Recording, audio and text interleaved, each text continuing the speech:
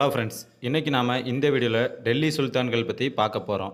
டெல்லி சுல்தானில் இருந்து குரூப் 1க்கு 2 கொஸ்டினும் மற்ற எல்லா எக்ஸாமுக்கும் கண்டிப்பாக ஒரு கொஸ்டினும் கேட்பாங்க. அதனால் டெல்லி சுல்தான்கள் ரொம்பவே முக்கியமான டாபிக்.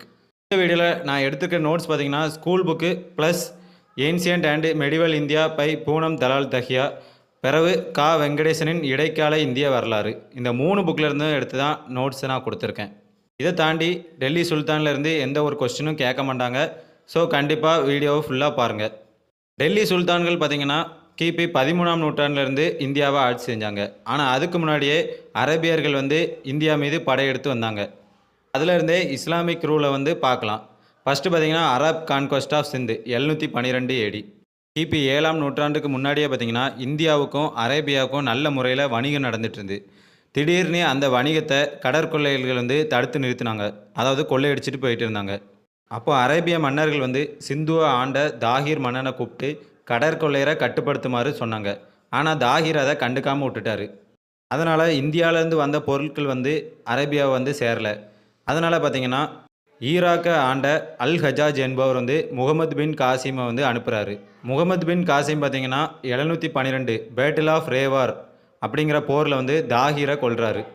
இங்கே இருந்து தான் இஸ்லாமிக் ரூல் இந்தியாவில் ஆரம்பிக்குது.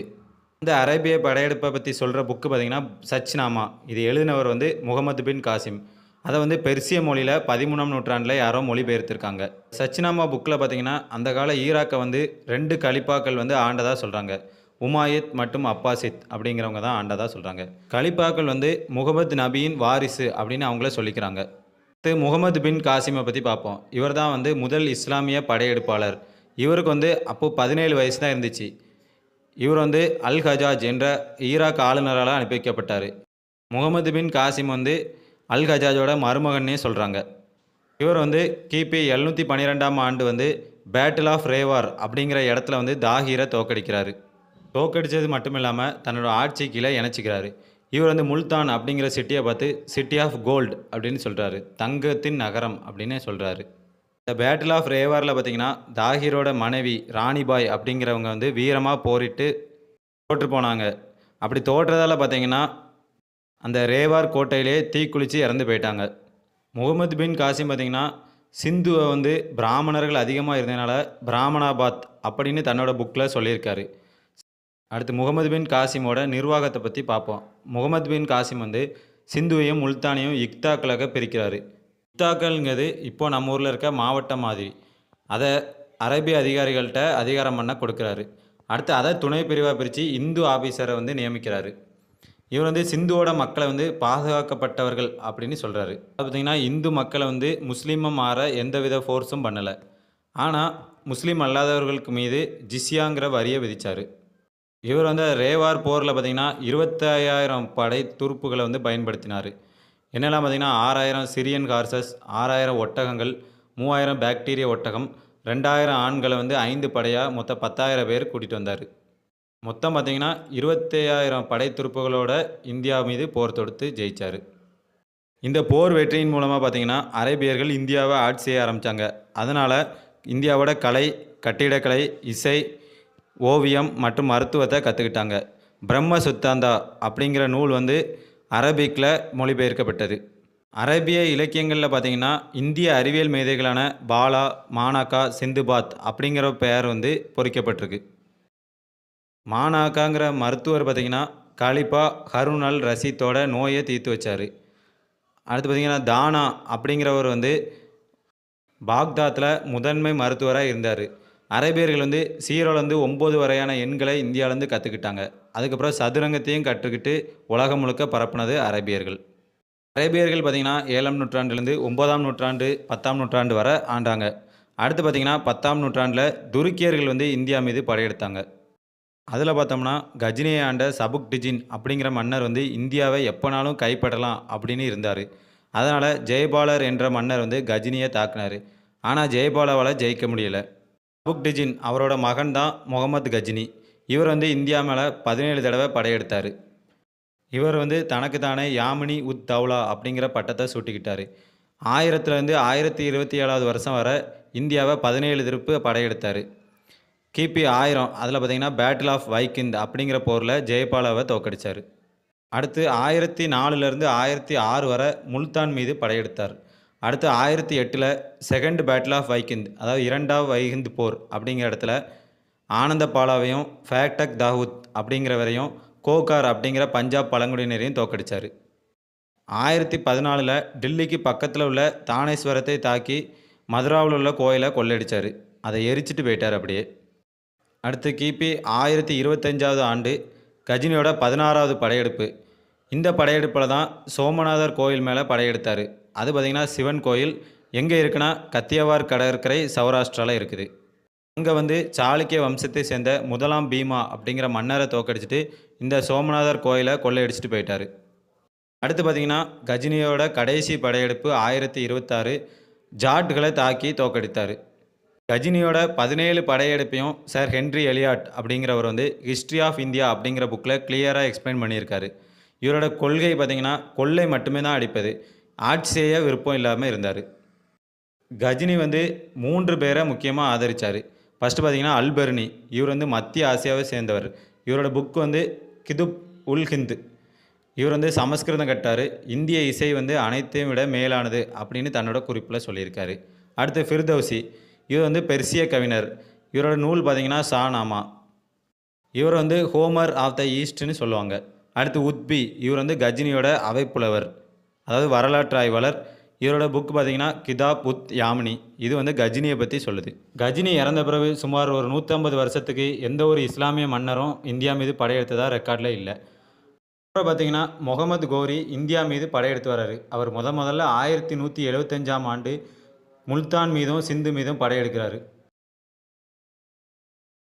அடுத்து பார்த்திங்கன்னா 1178ஆம் ஆண்டு பேட்டில் ஆஃப் கயத்தாரா அப்படிங்கிற இடத்துல சோலங்கி பீமா 2 சாளுக்கிய மன்னரை வந்து தோக்கடிக்கிறாரு. அது வந்து குஜராத்தில் நடக்குது. அடுத்து பார்த்திங்கன்னா 1179ல் பஞ்சாபையும் லாகூரையும் கைப்பற்றாரு. அடுத்து பார்த்திங்கன்னா வரலாற்றிலே 2 முக்கியமான போர்கள் வந்து இந்தியாவோட வரலாற்றையே மாற்றுது. 1191 ஃபஸ்ட்டு பேட்டில் ஆஃப் தரைன், முதல் தரைன் போர். இது வந்து கோரிக்கும் பிருத்விராஜ் சௌஹான் என்ற டில்லி மன்னருக்கும் நடக்குது. பிருத்விராஜ் சௌஹான் பார்த்திங்கன்னா டெல்லியை ஆண்ட ராஜபுத்திர மன்னர். இவருக்கு பார்த்திங்கன்னா அவ்வளோ ராஜபுத்திர மன்னரும் சப்போர்ட் பண்ணுறாங்க. அதனால் கோரியை ஈஸியாக தோக்கடிச்சுறாங்க. கோரி இறக்கும் தருவாயில் பார்த்திங்கன்னா ஒரு குதிரை வீரன் வந்து கோரியை காப்பாற்றிட்டு போயிருந்தான். அடுத்து பார்த்திங்கன்னா ஒரு வருஷம் கழித்து செகண்ட் பேட்டில் ஆஃப் தரைன் நடக்குது. இந்த போரில் பார்த்திங்கன்னா பிருத்விராஜ் சௌஹான் வந்து தோற்று போயிடுறாரு. கோரி வந்து ஜெயிச்சிருந்தார்.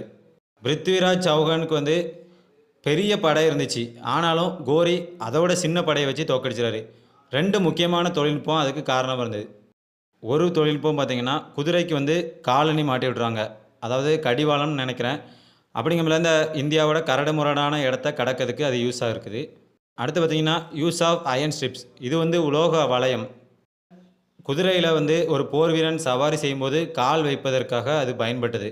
அதாவது குதிரை தடுமாறினாலும் நம்ம கீழே விழுந்துடாமல் இருக்கக்காண்டி அது ஸ்ட்ராங்காக இருந்துச்சு. இது வந்து குதிரை வீரர்களுக்கு ரொம்பவே உதவிச்சு. முகமது கோரியோட போர் தந்திரம் பார்த்திங்கன்னா இராணுவத்தை 5 பிரிவாக பிரிக்கிறாரு. ஃபஸ்ட்டு பார்த்திங்கன்னா 4 பிரிவை மட்டும் அனுப்புகிறாரு. அது ஒன்று ஜெயிக்க மாதிரி இருந்தாலோ தோக்க மாதிரி இருந்தாலோ கடைசி நேரத்தில் 5வது டிவிஷனை அனுப்புவார். 5வது படை ஃப்ரெஷ்ஷாக போய் ஏற்கனவே சோர்ந்திருந்த வீரர்களை தாக்கி கொள்ளுவாங்க. இதுதான் அவரோட போர் தந்திரமாக இருந்துச்சு. இப்படி தான் பார்த்திங்கன்னா 2ஆம் பேட்டில் ஆஃப் தரைனில் வந்து ஈஸியாக ஜெயித்தார். அடுத்து பார்த்திங்கன்னா 1194ல் பேட்டில் ஆஃப் சந்தாவார் போர் நடக்குது. இந்த போரில் வந்து ஜெயச்சந்திரா என்ற கன்னோஜ் அரசரை வந்து தோக்கடிக்கிறாரு. ஜெயச்சந்திரா வந்து ககதவாலா டைனாசிட்டியை சேர்ந்தவர். இந்த ககதவாலா டைனாசிட்டிங்கிறத ரொம்ப முக்கியமாக ஞாபகம் வச்சுக்கிடுங்க. போன வருஷம் வம்சங்களை கொடுத்து அது எந்த மாநிலத்தை சேர்ந்தது அப்படின்னு யூபிஎஸ்சியில் கேட்டிருந்தாங்க. குரூப் 1 வர யூபிஎஸ்சி தரத்துக்கு போகிறதுனால இந்த கொஸ்டின் மேபி இந்த வருஷம் எக்ஸ்பெக்ட் பண்ணலாம். இந்த டெல்லி போரும் கன்னோஜி போரும் பார்த்திங்கன்னா இந்தியாவில் துருக்கிய சாம்ராஜ்யம் உருவாக காரணமாக இருந்துச்சு. முகமது கோரி இந்த 2 போர்லையும் ஜெயிக்கிறதுக்கு முக்கியமாக 2 படைத்தளபதிகள் காரணமாக இருந்தாங்க. முதல்ல பார்த்திங்கன்னா முகமது பின் பக்தியார் கில்ஜி. இவர் வந்து பார்த்திங்கன்னா 1197ல் பீகாரை கைப்பற்றினார். அடுத்து 1202ல் பெங்காலை கைப்பற்றினார். 1202ல் பார்த்திங்கன்னா விக்ரமசிலா பல்கலைக்கழகத்தையும் நாலந்தா பல்கலைக்கழகத்தையும் அழித்தார். அடுத்த தளபதி பார்த்திங்கன்னா குதுப்தீன் ஐபக். இவர் வந்து ஃபஸ்ட்டு ஆரம்பத்தில் கோரியோட அடிமையாக இருந்து பிறகு முக்கிய பிரதிநிதியாக ஆனார். அப்புறம் கோரி இறந்த பிறகு டெல்லியோட ராஜாவாகி அடிமை வம்சத்தை தோற்றுவிச்சார். அடுத்து கோரியோட படையெடுப்பு பார்த்திங்கன்னா கோகோர் கழகத்தை வந்து 1205ஆம் ஆண்டு அடக்குறாரு. 1206ல் ஜீலம் என்ற இடத்துல கோரி கொல்லப்பட்டார். இப்போ பார்த்திங்கன்னா அந்த இடம் பாகிஸ்தானில் இருக்குது. கோரி வந்து பெண் தெய்வமான லட்சுமியோட உருவத்தை தனது நாணயத்தில் வெளியிட்டார். கோரி இறந்த பிறகு டெல்லி சுல்தான்களோட காலம் ஆரம்பிக்குது. 1206லேருந்து 1526 வரை மொத்தம் 5 வம்ச ராஜாக்கள் வந்து ஆண்டாங்க. முதலாவது பார்த்திங்கன்னா ஸ்லேவ் ஆர் மமலுக், அடிமை அல்லது மமலுக். அடுத்து கில்ஜி வம்சம், அடுத்து துக்ளக் வம்சம், அடுத்து சையது வம்சம், அடுத்து லோடி வம்சம்னு 5 வம்சமாக டெல்லி சுல்தானா ஆண்டாங்க. முதலாவது பார்த்தோம்னா அடிமை வம்சம் 1206 to 1290 CE 1206லேருந்து 1290ஆம் ஆண்டு வரை ஆண்டாங்க. அடிமை வம்சத்துக்கு இன்னொரு பார்த்திங்கன்னா மம்லுக் அல்லது இல்பாரி வம்சம். மம்லுக் என்றதுக்கு உடைமை என்று பொருள், அதாவது பார்த்திங்கன்னா ஓன்ட், ப்ராப்பர்ட்டி, ஸ்லேவ் என்று பொருள். டெல்லி சுல்தான் காலத்தில் நிஸ்பா அப்படிங்கிற பெயர் வந்து ரொம்பவே யூஸ் பண்ணிட்டு இருந்தாங்க. நிஸ்பாங்கிறது அவங்களோட பரம்பரை பெயராக இருக்கலான்னு ஆய்வாளர்கள் சொல்கிறாங்க. இந்த அடிமை வம்சத்தை தோற்றுவித்தவர் பார்த்திங்கன்னா குதுப்தீன் ஐபக். இவர் வந்து கோரியோட அடிமையாக இருந்தவர். இவர் தனக்கு தானே சுல்தான் அப்படின்னு பட்டம் சுட்டிக்கிட்டார். கேபிட்டல் தலைநகரத்தை வந்து லாகூர்லேருந்து டெல்லிக்கு மாற்றினார். இவர் வந்து லேக் பாக்ஸ் அப்படிங்கிற போற்றப்படுகிறார். லட்சங்களை அள்ளி கொடுப்பவர் என்று அர்த்தம். இவர் வந்து 2 முக்கியமான கட்டடங்களை கட்டியிருக்காரு. முதலாவது பார்த்திங்கன்னா குவாத்துல் இஸ்லாம் மசூதி, டெல்லி. இதுதான் இந்தியாவோட முதல் மசூதி, ரொம்ப பழமையான மசூதியும் கூட. அடுத்து பார்த்திங்கன்னா அர்ஹை, தின்கா, ஜோன்போரா, அஜ்மீரில் கட்டியிருக்காரு. அடுத்து குதுப் மினார் கட்ட தொடங்கினார். மினாருங்கிறது உயர்ந்த கோபுரங்கள்னு சொல்லுவாங்க. இது யாருக்காக கட்டப்பட்டதுன்னு பார்த்திங்கன்னா குவாஜா குதுப்தீன் பக்தியார் காக்கி அப்படிங்கிற சூஃபி துறவிக்காக இது கட்டப்பட்டது. குதுப்தீன் காலத்தில் 2 முக்கியமான கவிஞர்கள் இருந்தாங்க. ஒன்று வந்து ஹசன் நிஜாமி. இவர் வந்து தஜ் உல் மசீர் அப்படிங்கிற புக்கை எழுதியிருக்காரு. அடுத்து பக் உல் தின் முபாரக் சாஹி அப்படிங்கிற புக்கை எழுதியிருக்காரு. குதுப்தீன் ஐபக் 1210ஆம் ஆண்டு குதிரை விளையாட்டில் விளையாண்டுட்டு இருக்கும்போது அதிலிருந்து தவறி விழுந்து இறந்து போனார். அந்த விளையாட்டுக்கு பேர் போலோ அல்லது சௌஹன்னு சொல்லுவாங்க. குதுப்தீன் ஐபக் இறந்த பிறகு ஆரம் ஷா என்ற அவரோட மகன் வந்து ஆட்சிக்கு வராரு. இவர் வந்து ஒரு திறமையற்ற அரசராக இருந்ததுனால இல்துமிஸ் வந்து இவரை ஈஸியாக கொலை பண்ணிவிட்டு ஆட்சிக்கு வந்துடுறாரு. அடுத்து பார்த்திங்கன்னா இல்துமிஸ் வந்து ஆட்சிக்கு வராரு. அவரோட பெயர் வந்து சம்சுதீன் இல்துமிஸ் அப்படின்னு சொல்கிறாங்க. இவர் வந்து ஒரு அபர்லாய் துருக்கியர், ஒரு இல்பாரி பழங்குடியினத்தை சேர்ந்தவராக இருந்தார். ஃபஸ்ட்டு ஆரம்பத்தில் குதுப்தீனோட அடிமையாக இருந்தார். அவரோட திறமையை பார்த்து குதுப்தீன் வந்து தன்னோட மகளை அவருக்கு கல்யாணம் பண்ணி மருமகன் ஆக்கினார். ஃபஸ்ட்டு ஆரம்பத்தில் குவாலியரோட இக்தாதாராக அவரை நியமித்தார். அதுக்கப்புறம் படிப்படியாக வளர்ந்து மன்னர் ஆயிட்டார். இவரோட ஆட்சி நடந்துட்டு இருக்கும்போது 1220ஆம் ஆண்டு தெமுஜிதீன் அப்படிங்கிற செங்கிஸ்கான் வந்து மத்திய ஆசியா மீது படையெடுத்தார். அங்கேருந்து குவாரிசம் ஷா ஜலாலுதீன் என்ற மன்னர் வந்து தப்பி ஓடி வந்துட்டார்.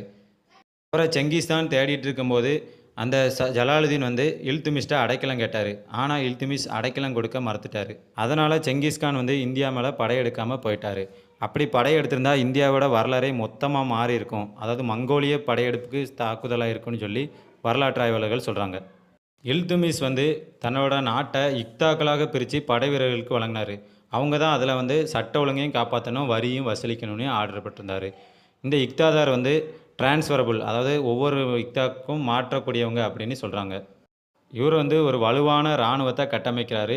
அதை வந்து 40 துருக்கிய பிரபுகள்கிட்ட ஒப்படைக்கிறாரு. அதுக்கு பேர் துருக்கன் ஐ சகல்கனி அப்படின்னு சொல்கிறாங்க. நான் வந்து 40 நோபுல்ஸ்னு எழுதிட்டேன். எனக்கு வந்து அப்போ அதோட டிரான்ஸ்லேஷன் தெரில. அது வந்து 40 பிரபுக்கள். இல்துமிஸோட ஆட்சியை பார்த்திங்கன்னா பாக்தாத்தை சேர்ந்த அப்பாசித் கலிஃபா ஆதரித்தார். அந்த காலத்தில் பார்த்திங்கன்னா கலிஃபா ஆதரித்தாதான் அந்தந்த நாட்டை ஆள முடியும்.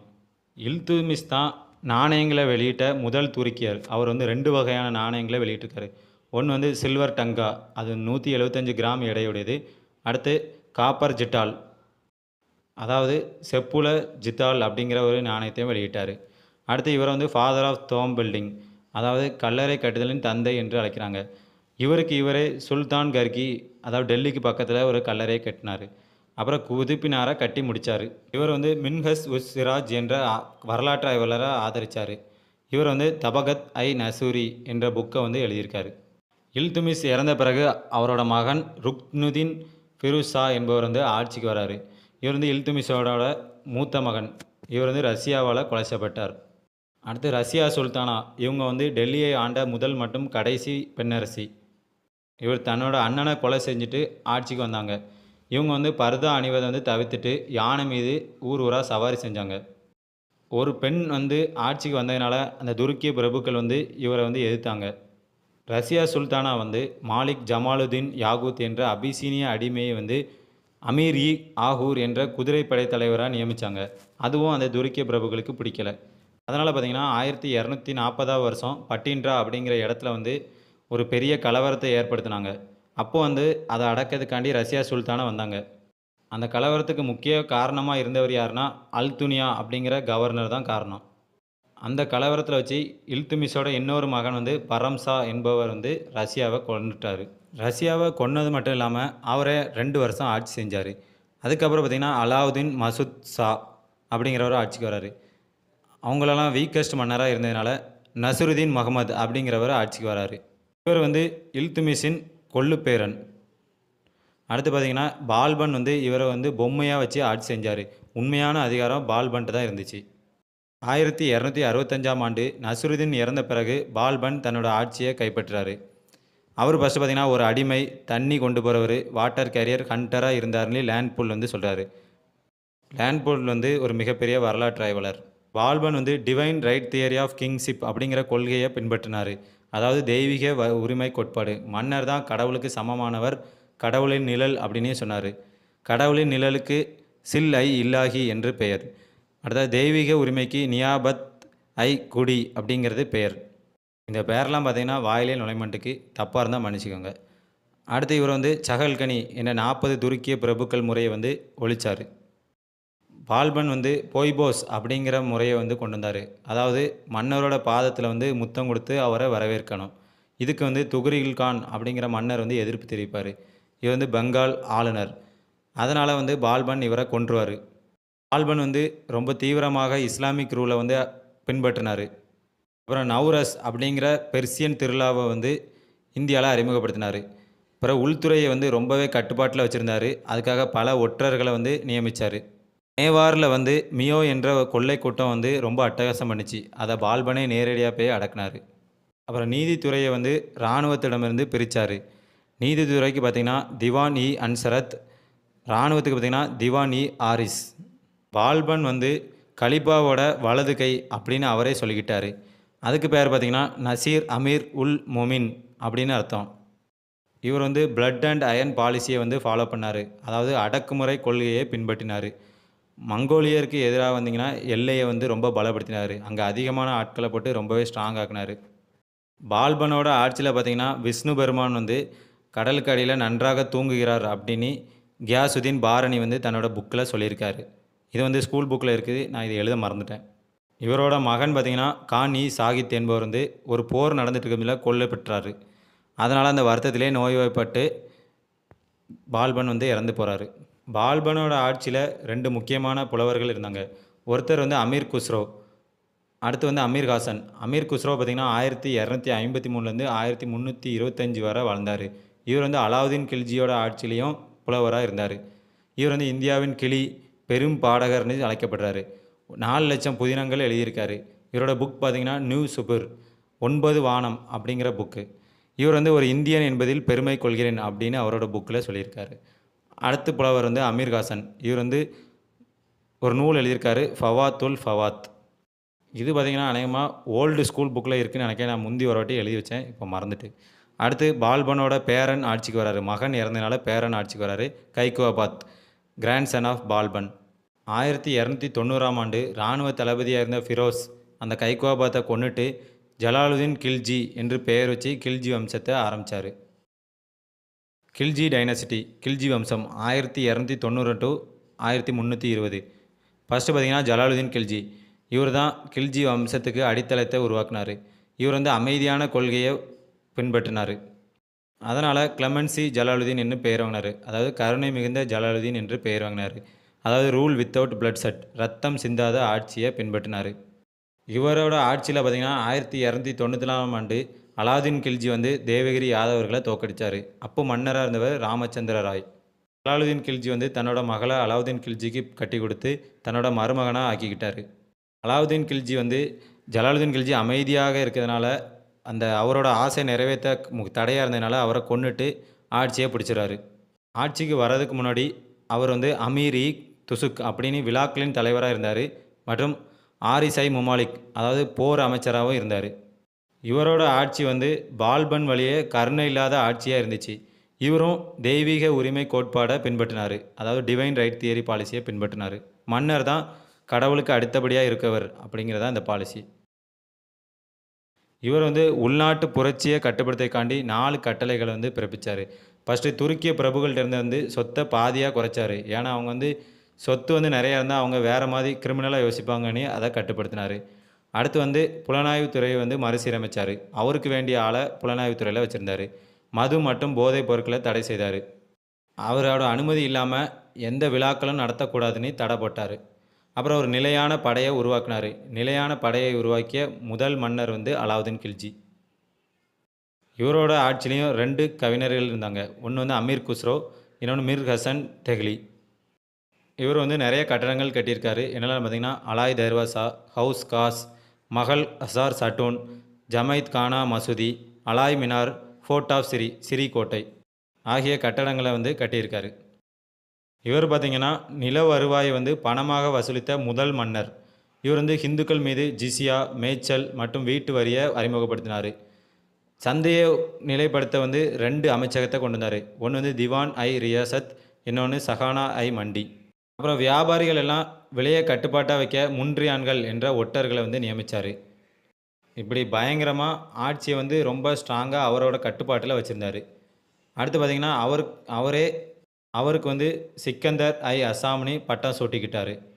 இவர் வந்து அமீர் குஸ்ரோ வந்து டுஸ்டி ஹிந்து அதாவது பேரட் ஆஃப் இந்தியா, இந்தியாவின் கிளினி பட்டம் கொடுத்தாரு. இவர் தான் அஞ்சல் துறையை முதலாக அறிமுகப்படுத்திய மன்னர். அலாவுதீனோட ஆட்சி காலம் வந்து ரொம்பவே ஸ்ட்ரிக்டாக இருந்துச்சு. அதனால் எல்லா கண்ட்ரோலையும் அவர் கையிலே வச்சுருந்தார். நாடும் மிகப்பெரிய அளவில் எக்ஸ்பென்ஷன் ஆச்சு. இவரோட முக்கியமான படையெடுப்பு பார்த்திங்கன்னா நிறைய இருக்குது.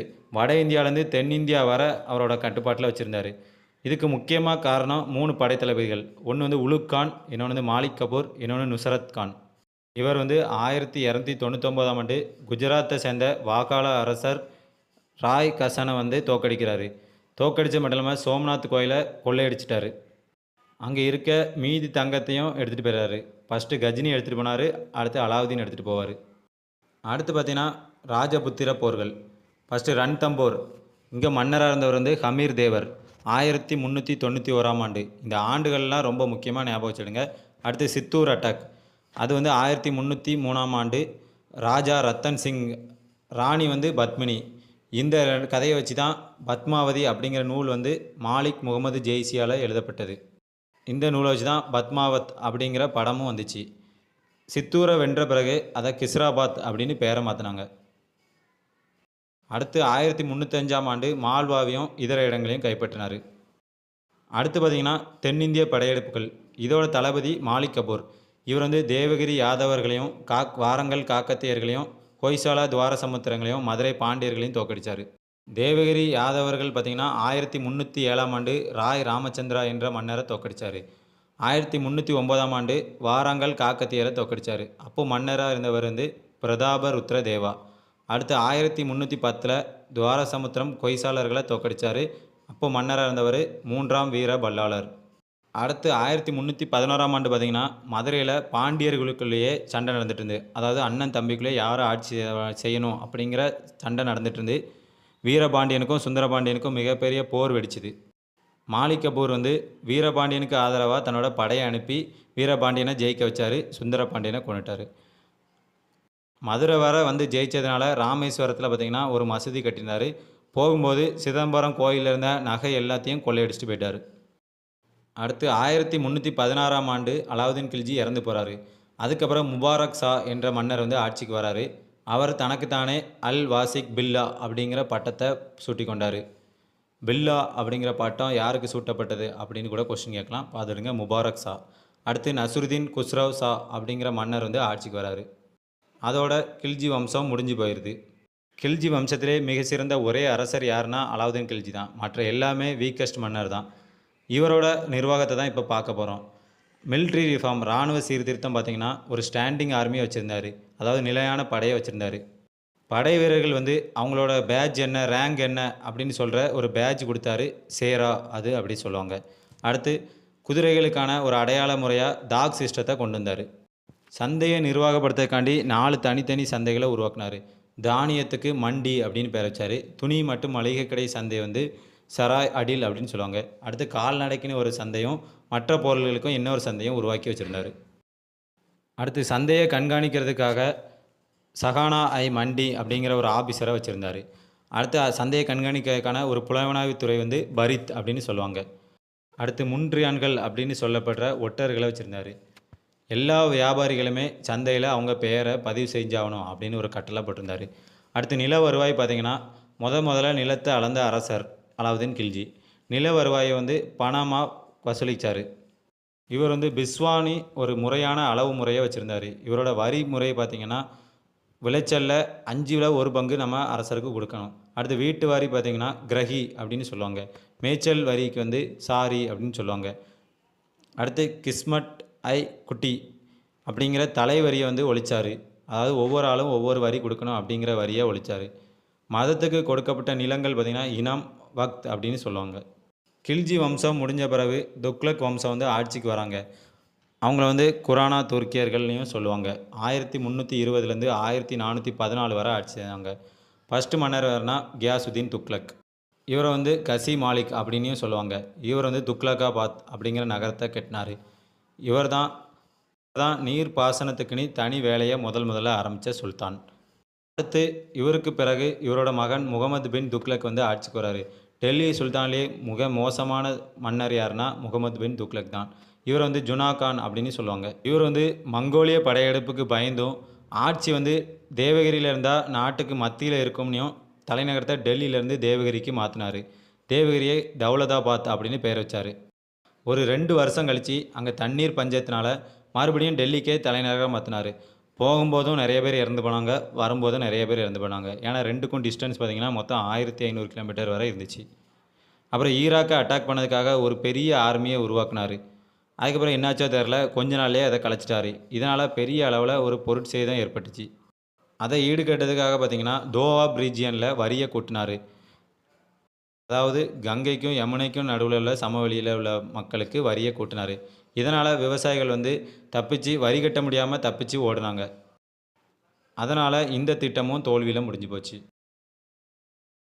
அடுத்து பார்த்திங்கன்னா ரூபாய் வீழ்ச்சியை சரி செய்யக்காண்டி அடையாள நாணய முறையை இன்ட்ரடியூஸ் பண்ணார். Token currency system. அது வெள்ளி நாணயங்களுக்கு பதிலாக செப்பு நாணயங்களை கொண்டு வந்தார். செப்பு நாணயம் ஈஸியாக இருந்ததுனால வீட்டிலே எல்லா மக்களும் செப்பு நாணயம் அடித்தாங்க. அதனால் விலைவாசி வந்து ரொம்பவே உயர்ந்து போச்சு. காயினுக்கான மதிப்பு ரொம்ப வீழ்ந்து போச்சு. இவர் வந்து எகிப்து, சீனா, ஈரான் போன்ற நாடுகளோட அரசாங்க உறவுகளை மெயின்டைன் பண்ணிட்டு இருந்தார். இவரோட ஆட்சி காலத்தில் பார்த்திங்கன்னா இபுன் பட்டுட்டா அப்படிங்கிற மொரோக்கோ டிராவலர் வந்து வந்தார். அவர் தான் சஃபர்நாமா ரேக்லா அப்படிங்கிற புக் எழுதினார். அதாவது பயணங்கள். 1334ஆம் ஆண்டு இந்தியாவுக்கு வந்து குவாசியா 8 ஆண்டுகள் இருந்தார். முகமது பின் துக்ளக் வந்து விவசாயத்துக்குன்னு தனி அமைச்சரகத்தை உருவாக்குனார். அதுக்கு பேர் திவான் ஐ அமீர் கோஹி. அதன் மூலமாக டக்காவி லோன், அதாவது விளைச்சலுக்காக லோன் கொடுத்தாரு மக்கள்கிட்ட. எல்லாமே நல்லது செய்யணும்னு நினச்சி அவர் எல்லாமே நஷ்டமாகி போச்சு. அதனால தான் டெல்லி சுல்தான்லேயே மோசமான மன்னராக கருதப்படுறாரு. இவர் வந்து அடிலாபாத் கோட்டையும் ஜோகன்பானா நகரத்தையும் உருவாக்கினார். இவரோட ஆட்சியின் போது பார்த்திங்கன்னா விஜயநகர பேரரசு, பாமினி அரசு, மதுரை சுல்தான் ஆட்சி எல்லாமே சுதந்திர அரசுகளாக ஆச்சு. அதாவது டெல்லி சுல்தான்லேருந்து விடுபட்டு தங்களை சுதந்திர அரசுகளாக அறிவிச்சுக்கிட்டாங்க. அப்புறம் முகமது பின் துக்ளக் பார்த்திங்கன்னா 1351ஆம் ஆண்டு இறந்து போனார். முகமது பின் துக்ளக் இறந்த பிறகு ஃபெரோசா துக்ளக் வந்து ஆட்சிக்கு வராரு. என்னதான் தெற்கில் உள்ள அரசெல்லாம் சுதந்திர அரசு ஆனாலும் இவர் வந்து வடக்கிலே கவனம் செலுத்தினதுனால அதை கைவிட்டுட்டார். இவர் வந்து தெலுங்கானாலேருந்து ஒரு பிராமினை பிடிச்சிட்டு வந்து கானை ஜஹான் என்று இஸ்லாமியராக மாற்றி தன்னோட பிரதம அமைச்சராக வச்சுக்கிட்டார். அப்புறம் தன்னோட நாட்டு நிதி நிலைமையை சரி செய்துக்காண்டி பூரி ஜெகநாதர் கோயிலை வந்து கொள்ளையடித்தார். அடுத்து இவர் வந்து உலைமாவோட ஆலோசனைகளை வந்து வலுவாக கடைபிடித்தார். ஏன்னா உலைமாக்கள் வந்து இஸ்லாமிய கொள்கையை தீவிரமாக பின்பற்றுறவங்க. அவங்களோட பேச்சை கேட்டு முஸ்லீம் அல்லாதவங்க மேலே ரொம்ப அடக்குமுறையை திணிச்சார். ஜிஸ்யா வரியை விதித்தார். இக்தாதாரி முறையை வந்து பரம்பரை பதவியாக ஆக்கினார். இவர் தான் பாசனத்துக்காண்டி வரியை கொண்டு வந்த முதல் சுல்தான். அதுக்கு பேர் சார்ப், அதாவது பாசன வரினா சார்ப்புன்னு அர்த்தம். அப்புறம் இவர் வந்து தன்னோட நாட்டில் 1200 பழத்தோட்டங்களை உருவாக்குனார். அப்புறம் நிறையா கால்வாய்களை வெட்டினார். முக்கியமான 3 கால்வாய்கள் பார்த்திங்கன்னா Sirsa to Hanshi, Sutlej to Hanshi. இது வந்து மொத்தம் 200 கிலோமீட்டர் லார்ஜஸ்ட் கெனல், மிகப்பெரிய கால்வாய். அடுத்து யமுனா டு ஹிசார், 3 முக்கியமான கால்வாயை வெட்டினார். இவர் ஆட்சியில் கொண்டு வரப்பட்ட வரி பார்த்திங்கன்னா கராஜ், விளைச்சலில் 10%. அடுத்து ஜகத், முஸ்லீம் ஏழை மக்களுக்காக இந்த வரி. அடுத்து காம்ஸ், இது வந்து போரில் செலவினங்களுக்காக 20% வரியாக நியமித்தார். இவர் வந்து 2 வகையான காயினை வந்து வெளியிட்டார். ஒன்று அத்தா 50% ஜிட்டால், அடுத்து பிட்ச் 23% ஜிட்டால். அடுத்து அடிமைகளுக்காக ஒரு துறையை உருவாக்கினார், திவான் ஐ பண்டகன். அடுத்து அடிமைகளுக்காக கர்கனாக்கள் என்ற நிறுவனங்களை உருவாக்கினார். அங்கே அடிமைகளை வேலையாட்களை வச்சுருந்தார். இவரோட ஆட்சி காலத்தில் பார்த்திங்கன்னா டெல்லிக்கு அருகில் உள்ள செங்கோட்டைக்கு பக்கத்தில் ஃபெரோசாபாத் அப்படின்னு நகரத்தை உருவாக்கினார். இப்போ வந்து அது ஃபெரோசா கோட்லா அப்படின்னு சொல்கிறாங்க. அது வந்து ஹிசார் ஜான்பூர் அப்படின்னு சொல்லுவாங்க, சிரார் ஆஃப் த ஈஸ்ட்னையும் சொல்லுவாங்க. அப்புறம் ஜாமா மசூதியும் குதுப் மினாரையும் பழுது பார்த்தாரு. அப்புறம் திவானை கராத், அதாவது திருமணத்துக்கான ஒரு தனித்துறையை உருவாக்கினார். அடுத்து டர் உல் சஃபா அப்படிங்கிற இலவச ஹாஸ்பிட்டலை உருவாக்கினார். அடுத்து திவானை இஸ்டிபாக், இது வந்து ஏழை மக்களுக்கு உதவி செய்வதற்காக இந்த துறையை உருவாக்கினார். அவரோட ஆட்சி காலத்தில் உள்ள கவிஞர்கள் பார்த்திங்கன்னா பாரணி, தாரிக் இ பிரோசா அப்படிங்கிற புக்கையும், ஃபுத்வா ஐ ஜஹர்னாரி அப்படிங்கிற புக்கையும் எழுதியிருக்காரு. அடுத்து குவாஜா அப்துல் மாலிக் இஸ்லாமி என்ற புலவரையும் ஆதரித்தார். இவர் வந்து ஃபுட்டஹ் உல் சுல்தான் அப்படிங்கிற புக்கு எழுதியிருக்காரு. அப்புறம் ஃபெரோசாவே 2 வந்து சுயசரிதை எழுதியிருக்காரு. ஒன்று வந்து ஃபுட்டாஹட் இ ஃபிரோஸ் சாஹி, அடுத்து குதுப் ஃபிரோசாகி, இது வந்து பிசிக்ஸை பற்றின ஒரு புக்கு. அடுத்து ஃபிரோசா இறந்த பிறகு வந்து நசருதீன் முகமது துக்லக் வந்து ஆட்சிக்கு வர்றாரு. இவரோட ஆட்சி காலத்தில் தான் 1398ஆம் ஆண்டு தைமூரோட படையெடுப்பு நடந்துச்சு. தைமூர் வந்து டெல்லியே மொத்தமாக சூறையாடிட்டு போயிடுவார். அப்போ நசருதீன் முகமது வந்து எஸ்கேப் ஆகி ஓடிடுவார். அவர் போன கொஞ்ச நாள் கழித்து திரும்ப வருவார். அப்புறம் டவுலத் கான் என்றவர் வந்து ஆட்சிக்கு வராரு. இவர் வந்து கிசிர் கான் என்பவர் வந்து தோக்கடித்து சையத் வம்சத்தை ஆரம்பிப்பவர். துக்லக் வம்சம் முடிஞ்ச பிறகு சையத் வம்சம் வந்து ஆட்சிக்கு வராங்க. ஃபஸ்ட்டு அரசர் பார்த்திங்கன்னா கிசிர் கான், 1414 21 சிஇ வர, அதாவது பொது ஆண்டு வர. இவர் தனக்கு தானே ரயத் ஐ அலா ஜித்துல் அப்படிங்கிற பட்டத்தை வச்சுக்கிட்டாரு. அடுத்து முபாரக் ஷா அப்படிங்கிறவர் ஆட்சிக்கு வராரு. அதுக்கடுத்து முகமது ஷா அப்படிங்கிற மன்னர் ஆட்சிக்கு வராரு. இவங்களை பார்த்தீங்கன்னா பெரிய அளவில் எந்த டீட்டெயிலும் இல்லை. அடுத்து ஆலம் ஷா, இவர் வந்து ஒரு பலவீனமான சுல்தான். தன்னோட ஆட்சியை வந்து ராஜினாமா செய்த ஒரே டெல்லி சுல்தான் இவர் தான். அடுத்து பார்த்திங்கன்னா ஆலம் ஷா ஆட்சிக்கு முடிஞ்ச பிறகு லோடி வம்சம் ஆட்சிக்கு வராங்க. இவங்க தான் டெல்லி ஆண்ட கடைசி வம்சம். இவங்க தான் முதல் ஆப்கானிய ஆட்சியை உருவாக்குனவங்க. அந்த ஆலம் ஷாவை தோக்கடிச்சிட்டு பஹ்லோல் லோடி அப்படிங்கிறவர் ஆட்சிக்கு வராரு. இவர் வந்து அரியணையில் உட்காராமல் கீழே வந்து தரையிலேருந்து ஆட்சி செஞ்சார். அவர் இறந்த பிறகு அவரோட மகன் சிக்கந்தர் லோடி வந்து ஆட்சிக்கு வராரு. இவர் வந்து லோடி வம்சத்தை ஆட்சி செஞ்ச சிறந்த அரசர். இவர் வந்து கஸ் ஐ சிக்கந்தரி அப்படிங்கிற அக்கௌண்ட் ஆடிட்டிங் சிஸ்டத்தை உருவாக்குனார். அப்புறம் ஆக்ராவை வந்து உருவாக்குனார். ஆக்ராவை 1504 கட்டி முடிச்சுட்டு அதை தலைநகராக ஆக்கினார். ஸ்கூல் புக்கில் வந்து இப்படி நேரடியாக கொடுத்துருக்க மாட்டாங்க, ஆக்ராவை தலைநகர் ஆக்கினார் தான் கொடுத்துருப்பாங்க. சிக்கந்தர் லோடி வந்து லஜகத் ஐ சிக்கந்தர் சாஹின்னு ஒரு இசைக்கான ஒரு புக்கையும் எழுதியிருக்காரு. சிக்கந்தர் லோடி இறந்த பிறகு அவரோட மகன் இப்ராஹிம் லோடி வந்து ஆட்சிக்கு வராரு. இவர் தான் டெல்லி சுல்தானோட கடைசி அரசர். இவரோட ஆட்சியில் பார்த்திங்கன்னா பஞ்சாப் ஆளுநராக இருந்த தௌலத் கான் லோடி, அதாவது இவரோட சொந்தக்காரர் தான். இவரோட ஆட்சி பிடிக்காமல் பாபரை வந்து இந்தியா மீது படையெடுக்க வச்சார். பாபருக்கும் இப்ராஹிம் லோடிக்கும் முதலாம் பானிபோட் போர் 1526ஆம் ஆண்டு நடந்துச்சு. இவர் வந்து பாபர் வந்து இப்ராஹிம் லோடியை தோக்கடித்து முகலாய பேரரசை வந்து தொடங்கி வச்சார். இதோட டெல்லி சுல்தான் வம்சம் முடிஞ்சுது. ஃப்ரெண்ட்ஸ், இதில் வந்து டெல்லி சுல்தானோட அரசர்கள் எப்படி ஆட்சி செஞ்சாங்க அப்படிங்கிற வீடியோவை தான் பார்த்துருக்கோம். இனி கலை, கட்டடக்கலை, ஓவியங்கள் இது எல்லாத்தையுமே நம்ம அடுத்த வீடியோவில் பார்ப்போம். ஏன்னா பார்த்திங்கன்னா இவ்வளோ நோட்ஸ் எடுக்க எனக்கு 2 நாள் ஆகிட்டு, அடுத்து அதையும் முடிச்சுட்டு தான் நான் வீடியோ போட்டோம்னா இன்னும் 2 நாள் ஆயிரும். ஸோ டெல்லி சுல்தானோட ஆர்ட், ஆர்கிடெக்சர் அண்ட் அட்மினிஸ்ட்ரேஷன் வந்து அடுத்த வீடியோவில் பார்ப்போம். மறக்காமல் சப்ஸ்கிரைப் பண்ணிடுங்க. தேங்க்யூ.